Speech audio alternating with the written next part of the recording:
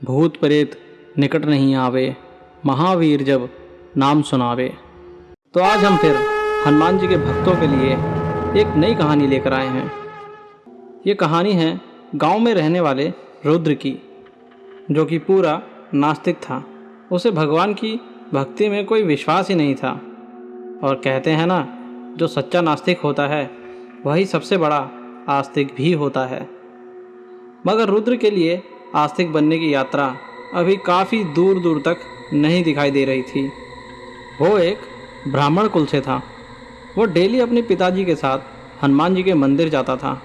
मगर उसके पिताजी पूजा के लिए अंदर जाते थे और वो मंदिर की सीढ़ियों पे भी पैर नहीं रखता था। वो वहीं बैठकर लोगों को चिढ़ाता था और कहता था, ये पूजा पाठ करने से कुछ नहीं होगा, क्यों बिना फालतू अपना टाइम बर्बाद करते हो। और उसके पिताजी हनुमान चालीसा का जाप ज़ोर ज़ोर से करते थे, जो कि रुद्र के कानों तक साफ साफ सुनाई देती थी।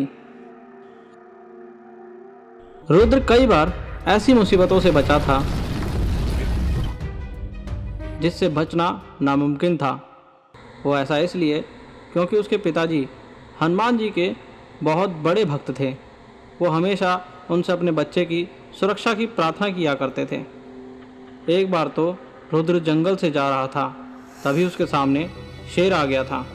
वो उसे देखकर ही इतना घबरा गया कि वो बेहोशी हो गया। मगर वो शेर जैसे ही उस पर हमला करने वाला था, अचानक से एक परछाई दिखी और वो शेर भाग गया। एक दिन की बात है, रुद्र को उसके पिता ने कुछ पैसे देके उससे 20 कोस दूर उसके चाचा के पास जाने के लिए कहा और बोला कि शाम होने से पहले आ जाना, क्योंकि बीच में एक सुनसान सा जंगल पड़ता है जहाँ कुछ चुड़ैलों का वास था। उसके पिता ने ये भी कहा कि जाते वक्त मंदिर को नमन जरूर करना। मगर वह एक नास्तिक था और वो भला ऐसा क्यों करेगा। फिर वो अपने चाचा को पिताजी के दिए हुए पैसे देकर वापस लौट रहा था।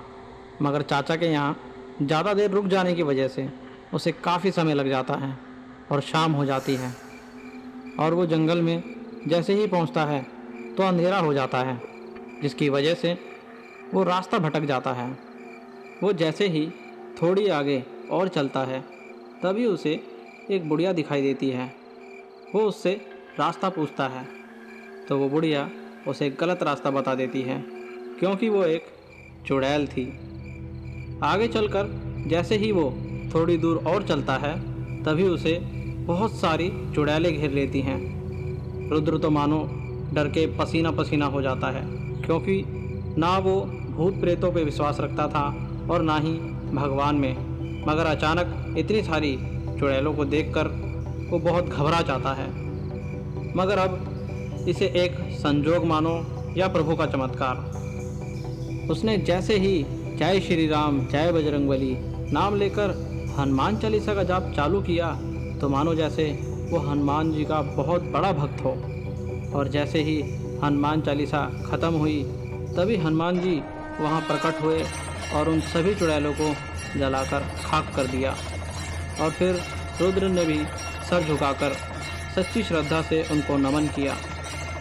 रुद्र को हनुमान जी ने दर्शन इसलिए दिए थे क्योंकि उसने सच्चे मन से सच्ची श्रद्धा से उनको याद किया था। क्योंकि रुद्र ने गांव से निकलते वक्त अनजाने में ही सही हनुमान जी को नमन किया था। जब गांव से निकल रहा था तो तभी मंदिर के सामने उसके हाथ से कुछ सिक्के नीचे गिर जाते हैं। उन्हें वो उठा के अपने सर से चूम लेता है और हनुमान चालीसा का जाप वो इसलिए कर पाया क्योंकि कई सालों से वो हनुमान चालीसा का जाप सुन रहा था। तो दोस्तों, हमें इस कहानी से ये सीख मिलती है कि भगवान को पूजने के लिए ना ही किसी आरती की थाली की ज़रूरत है, ना ही किसी भेंट चढ़ावे की ज़रूरत है, तो एक सच्ची आस्था और सच्ची श्रद्धा की। तो दोस्तों, कैसी लगी आपको ये कहानी, कमेंट करके ज़रूर बताना और हमारे चैनल हॉरर टेल्स को सब्सक्राइब ज़रूर करना। और कहानी पसंद आई है तो लाइक ज़रूर करना।